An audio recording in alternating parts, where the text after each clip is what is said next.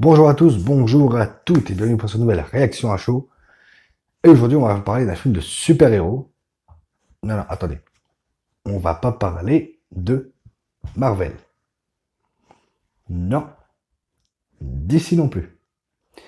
On va parler d'un film qui a été, à l'époque en 92, créé, enfin, pas du film, mais du personnage. Il s'agit de Bloodshot, oui. C'est un personnage de Valiant Comics. Alors, je ne connais pas trop Valiant Comics. Alors, ne m'en voulez pas si je ne fais pas trop de parallèles avec la bande dessinée patati patata. Là, vous savez ce que je pense. Donc, c'est un film avec Vin Diesel. Vin Diesel qui a toujours voulu jouer un super-héros au cinéma. Cette fois, ça s'est concrétisé. Enfin, au cinéma, on va en parler.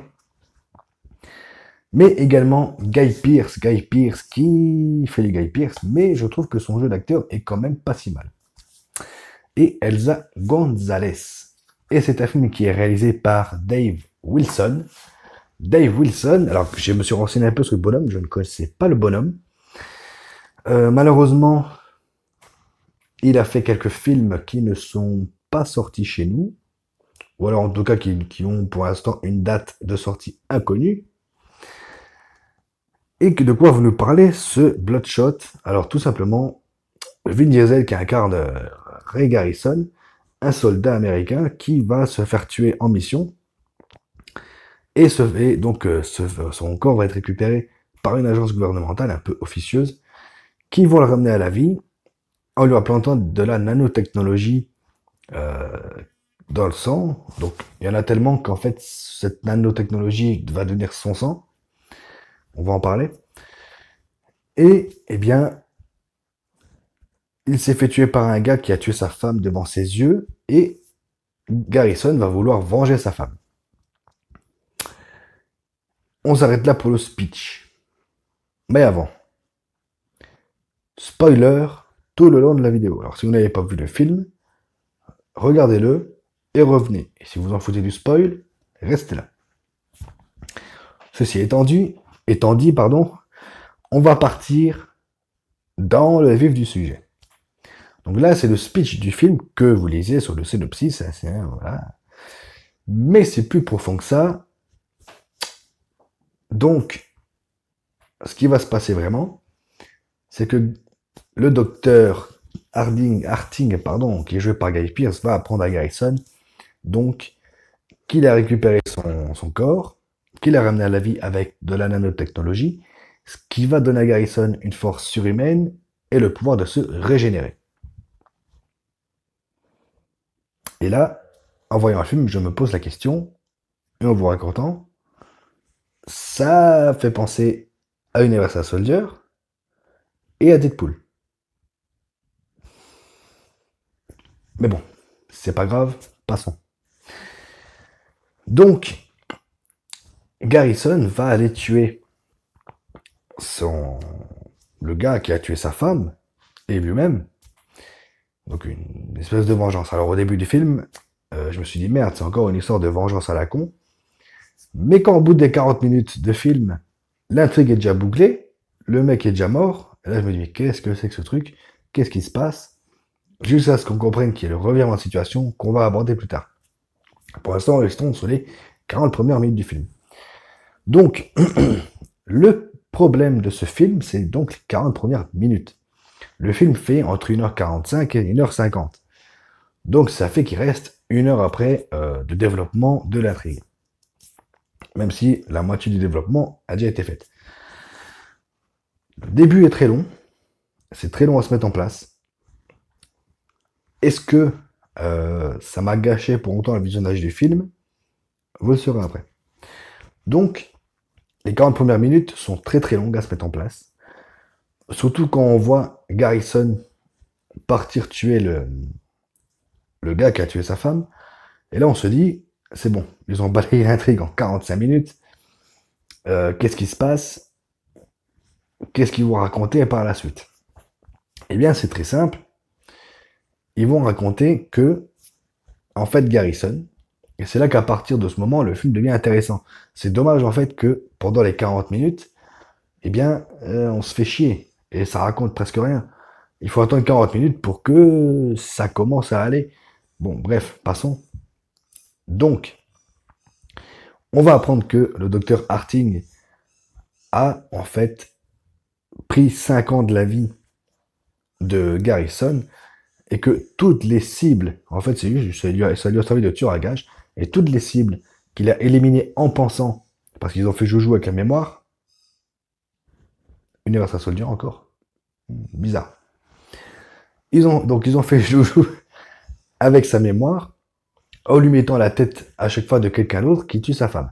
Donc lui, il partait faire sa vendetta en pensant que c'était le mec qui a tué sa femme. Et à chaque fois, le doc et ses collègues récupéraient Garrison pour le reformater à chaque fois. Jusqu'au jour où, bien sûr, eh bien, il reprend le contrôle, il se rend compte qu'il s'est fait manipuler, et que bah, tout ça, c'était du grand n'importe quoi. Et à partir de là, toute l'action commence. C'est de l'action bien bourrin comme on les aime, là, avec Vin Diesel. Bien sûr, faut pas s'attendre à avoir du grand scénario. Bon, on n'est pas là pour ça. Et à partir de là, jusqu'à la fin du film, ça bastonne, ça tire de partout. Donc j'ai beaucoup aimé la façon dont a été utilisée la nanotechnologie, vous savez, pour la régénération des cellules de Garrison, donc de Vin Diesel. Alors, est-ce que ça pose problème pour le film? Pas du tout, c'est très bien. Vraiment, le gros souci du film, c'est les 40 premières minutes. C'est vraiment ça qui gêne. Après, voilà, on a de l'action bien bourrin, avec le revirement de situation, qui fait que là, on rentre vraiment dans un bon film, voilà, une bonne intrigue. Alors, c'est pas un grand scénario, mais une bonne intrigue. Et par la suite, alors, pareil, il y a une scène où Garrison tombe avec deux gars qui bastonnent. Alors, ça fait bizarre de voir Vin Diesel en CGI, mais franchement, c'est bien fait. C'est bien fait, on en prend plein la vue. Les critiques ont été très mauvaises pour ce film. Alors, film qui est sorti directement en VOD à cause du Covid-19, saloperie de virus. Est-ce que ça va impacter sur les recettes du film? Je pense, bien sûr, je pense, forcément. Mais bon, parce que, pourquoi je parle de ça? Parce que, en fin de film, quand Garrison a fait tout péter, eh bien, le film pourrait se suffire à lui-même. Voilà. La fin, le film pourrait se suffire à lui-même, mais en même temps, on ouvre la porte vers une potentielle suite, sans l'ouvrir, on l'entrouvre seulement, et on laisse le film tel quel. Est-ce qu'il y aurait une suite ou pas? Pour l'instant, pour moi, le film se suffit à lui-même, il n'y a pas besoin de suite. Donc, voilà. Est-ce que c'est un bon film que je vous conseille? Ben, oui. Franchement, si vous voulez passer une petite heure, allez, 1h45, 1h50, une petite après-midi, à regarder un film sans vous poser de questions, que ça défouraille de partout, que ça tape de partout, ça explose, pourquoi pas? Tout en regardant qu'il y a une bonne intrigue quand même, là, une intrigue du fait que Garrison, en fait, s'est fait manipuler par le docteur, c'est pas si mal. Alors c'est une histoire de vengeance sans l'être réellement. C'est ça qui est intéressant si on prend les choses comme ça. C'est vraiment intéressant. Est-ce que c'est vraiment de la vengeance pure et dure ou juste une remise à niveau du héros pour que justice soit faite? Ça, c'est à vous de décider. Moi, c'est comme ça que j'ai pris le film un peu. Voilà. C'est l'effet que ça m'a fait un peu. Donc oui, c'est un film que je vous conseille. D'ailleurs, il est en VOD, il est en streaming. En plus, le streaming, c'est gratuit. Alors, et puis le truc, c'est que vous ne bougez pas de chez vous. C'est aussi bien. Alors maintenant, toujours à prendre avec des pincettes, je ne ferai pas de comparaison avec le comics et le film. Vous savez ce que je pense des adaptations. Et puis en plus, je ne connaissais pas ce perso avant de voir le film. Donc voilà, ni voyant de comics que je ne connaissais pas. Alors peut-être que j'ai lu des comics et j'ai oublié. Hein, voilà, vous voyez, quand on a tout ça, on peut pas se souvenir de tout. Mais voilà l'essentiel de cette critique à chaud.